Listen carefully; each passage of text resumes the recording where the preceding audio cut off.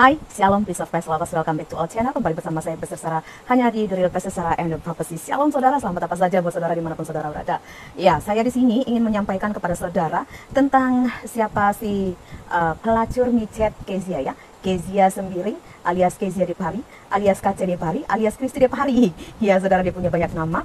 Ya, si pelacur micet ini berhasil menjadi pendeta palsu ya, dengan ijazah STH palsu. Nah, saya ingin menyampaikan kepada saudara tentang yang dia sampaikan selama ini tentang saya yang katanya pasien ODGJ di rumah sakit, nggak tahu ya, rumah sakit sakit jiwa katanya ya, untuk panti rehab atau direhabilitasi. Pertanyaan saya ya, yakin kamu bahwa saya adalah pasien ODGJ, bukannya kamu ya?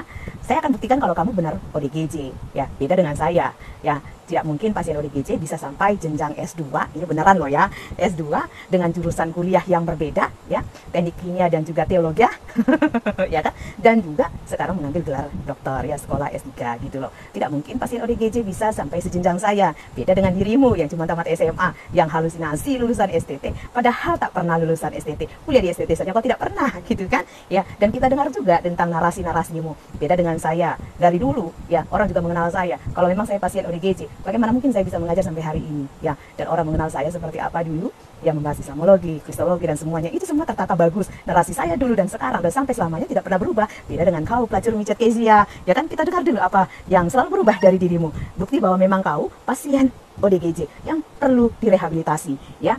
Seharusnya orang sepertimu itu Kezia ya, pelacur micet, tak perlu ada di dunia ini ya, kalau kau tidak sembuh. Apalagi di dunia media sosial ya kan, ngaku-ngaku pendeta ya kan, dari ngaku-ngaku PDM dengan bangganya saya PDM, sekarang ngaku-ngaku pendeta, ngaku-ngaku pelajar Kabbalah, pengajar Kabbalah ya kan, yang tak pernah sebenarnya kau ditahbiskan ataupun dilantik menjadi pengajar dosen Kabbalah gitu loh ya. Dan kau ngaku-ngaku nabi ya. Halusinasi yang luar biasa sekali untuk pelacur micet sepertimu yang baru punya cita-cita setelah pelacuranmu terbongkar oleh saya. Nah, kita dengarkan bukti bahwa kau adalah pasien ODGJ. Yang pertama, kau mengatakan Pastor Ben itu ya, si Ben itu mati karena roh okultisme, karena roh jahat. Dan kau berkata bahwa sebelum dia matinya, kau menasihati dia tentang dia harus melakukan pelepasan, didoakan pelepasan dari okultisme yang mengikat dia, roh-roh jahat yang ada di dalam dirinya, dan juga untuk mengasihkan diri dari circle-circle yang penuh roh jahat. Kasihan sekali, si Ben ini sudah mati pun kau fitnah. Dulu waktu dia hidup kau fitnah juga, kau ngaku-ngaku bahwa dia adalah gembalamu. Ya, lucunya adalah kalau kau mengaku-ngaku kemarin kalau dia adalah gembalamu, artinya kau juga penganut yang okultisme kan, kalau kau mengatakan bahwa dia itu penganut okultisme dan terikat okultisme. Kasihan sekali kau Ben ya. Jadi dengar ya, perempuan hina ini, pelacur micet ini, sebenarnya dia ngaku-ngaku bahwa dia adalah anak atau jemaat penggembalaan si Ben, padahal si Ben tak pernah mengakui dia sebagai anak penggembalaan, apalagi muridnya ya kan. Dan si pelacur ini mengaku-ngaku bahwa dia dari gerejanya ini dan dilantik menjadi PDT di sana, padahal si Ben sebelum matinya dia mengatakan si perempuan ini tak pernah tergabung dalam sinodenya ya, GPDI atau GPDSI ya. Kasihan deh ya. Inilah bukti dari sakit jiwanya si pelacur micet Kezia. Terus yang kedua, dia bilang mau melaporkan Sagita dan Marmar yang mengatain dia pelakor. Terus yang lucunya, di satu sisi di tempat lain ya, dia selalu menggembar-gemborkan tentang dirinya yang katanya dia punya skandal dengan tulang saya Samuel Siahaan. Dia mengaku-ngaku bahwa ada perselingkuhan di antara mereka. Nah, ini kan apalagi namanya kalau bukan pelakor. Secara tulang saya Samuel Siahaan itu sudah punya istri dan 2 anak. Ya, dan ini bukan cuma pantas disebut pelakor, tetapi dia pelacur lebih tepatnya. Kenapa? Karena perempuan hina ini, si pelacur Kezia ini, Kezia pelacur micet ini adalah seorang istri dari orang lain, dari Dharma tadi, dan dia bersuami dan dia punya anak. Yes, your brain guys ya. Kalau dia tadi single ya, single tidak punya suami gitu ya, lalu dia merusak rumah tangga tulang saya menjadi pihak ketiga, itu namanya pelakor. Tapi ketika dia statusnya istri orang, punya anak, dan dia mengganggu rumah tangga orang, suami orang yang punya istri ya, yang masih status suami orang dan punya anak, ini namanya pelacur. Jadi jangankan dikatakan pelakor, kau itu adalah pelacur. Terus kenapa kau marah ketika kau sendiri di tempat lain mengaku bahwa kau seorang pelakor? Tapi di sini kau marah, mau melaporkan si Marmar dan juga Sagita hanya karena ngatain kau pelakor. Di sini kan kau sakit jiwa. Gimana ceritanya sebentar kau ngomong begini, sebentar kau ngomong begini? Kau itu kontradiksi dengan semua narasimu. Itu artinya kau orang yang sakit jiwa. Karena biasalah orang sakit jiwa itu tidak pernah mengingat apa yang dia katakan barusan. Ya kan, sama seperti dirimu pelacur Kezia. Jadi siapa sebenarnya yang sakit jiwa? Kalau saya dari dulu sampai sekarang dan selamanya narasi saya tetap sama.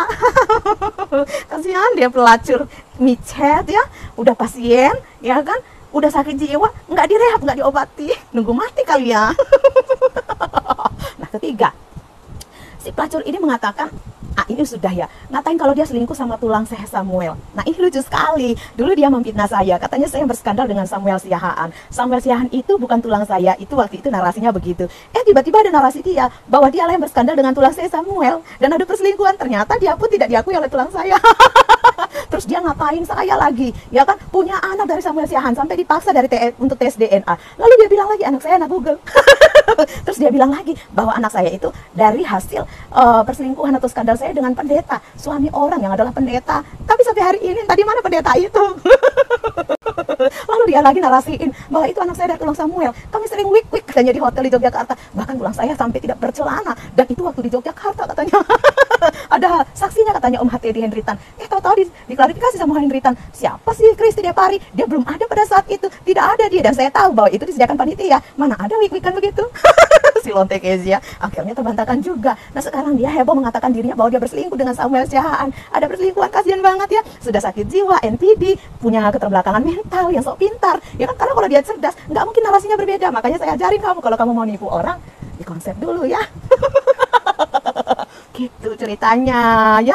Saya ajarin kamu, katanya kamu penulis apa kamu Lonte? Kamu ikutin saya ya. Kasihan deh, saya udah lama menulis. Bahkan tulisan saya banyak di Facebook, ya kan? Ini dari saya, nggak bisa lah.